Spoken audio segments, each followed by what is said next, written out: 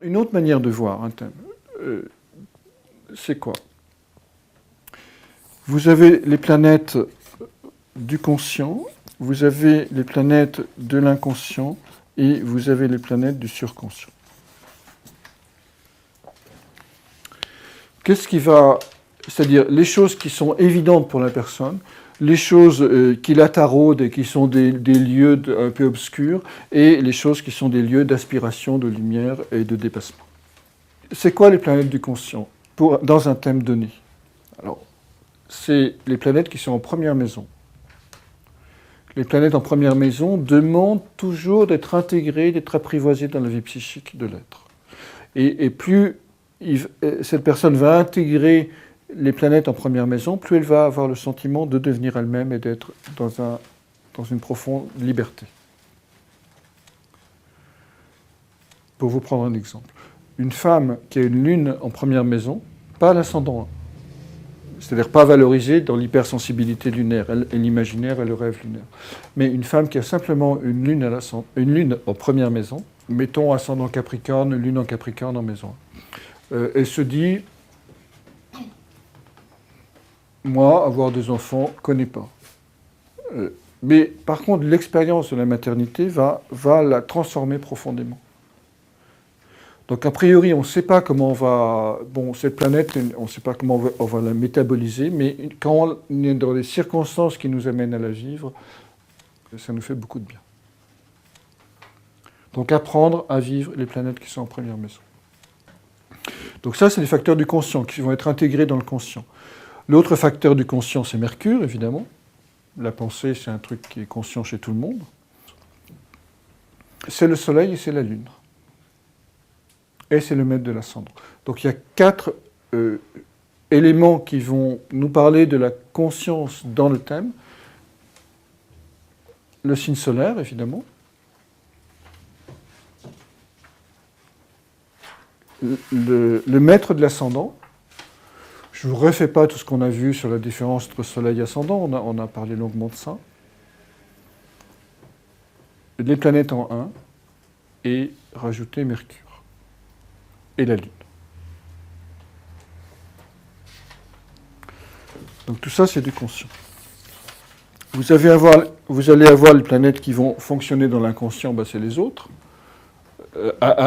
Bon, Saturne, Jupiter, Mars, sauf s'ils sont maîtres de l'ascendant ou en première maison, évidemment. Et vous allez avoir les planètes, vous rajoutez Chiron aussi, dans l'inconscient. Chiron, c'est une très jolie planète qui va agir, qui va faire des irruptions de l'inconscient vers le conscient. Il y a dans Chiron une...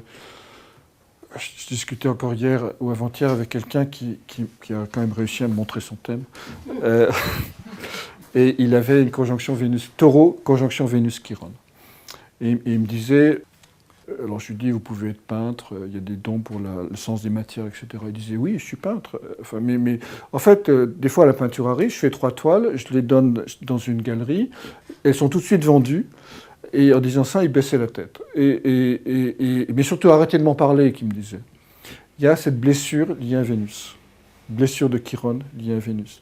Donc lorsqu'une planète touche Chiron, elle est vécue comme quelque chose, une espèce de stress insupportable.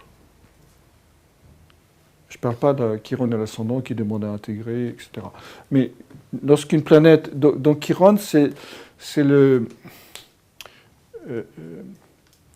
réveil d'un don, mais qui bouscule tellement le moi dans sa structure, dans son organisation, qu'elle est perçue comme une souffrance qui est lancinante.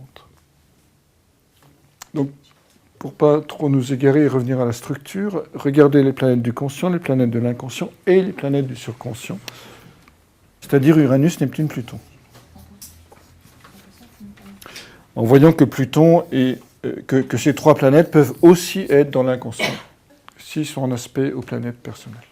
Uranus, Neptune, Pluton, dans un thème, vont dire... Alors, je vais essayer de vous le formuler de différentes manières, parce que ça joue de différentes manières. Uranus va dire, où est mon chemin de liberté ? par quelle voie, signe maison, aspect à Uranus, je vais m'individualiser. Je vais sortir des sentiers battus. Neptune va dire comment je vais ouvrir mon cœur. Quand je dis Neptune dit comment je vais ouvrir mon cœur, ça veut dire Neptune en signe, en maison, en aspect, toujours. Je suis obligé de prendre des raccourcis, mais ça veut dire ça. Comment je vais ouvrir mon cœur et m'ouvrir à l'infini, à la conscience de l'infini. Et Pluton nous dit comment je vais entrer dans l'irrévocable de la transformation ontologique, c'est-à-dire en réalité corporelle.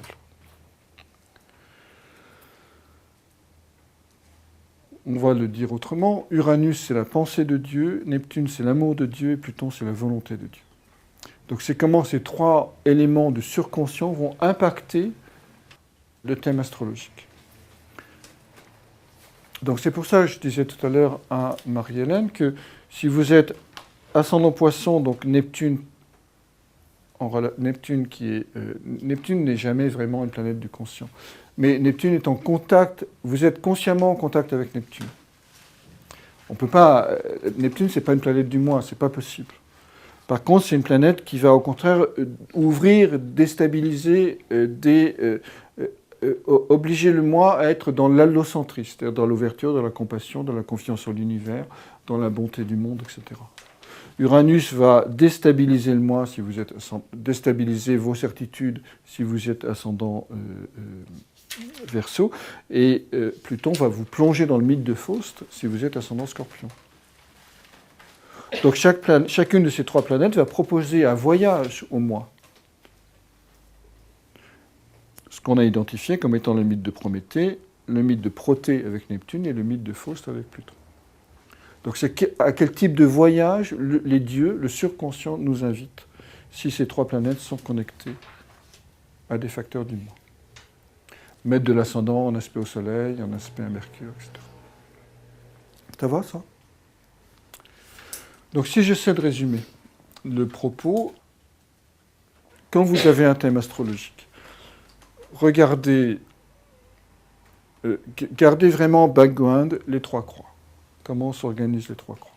Voyez ensuite qu'est-ce qui est du conscient, de l'inconscient, du surconscient. Évaluez quelle est la dominante du thème, ensuite, avec la grille que je vous ai distribuée. Ce qui permet déjà d'avoir une bonne vision globale de ce qui se passe sur un thème astrologique.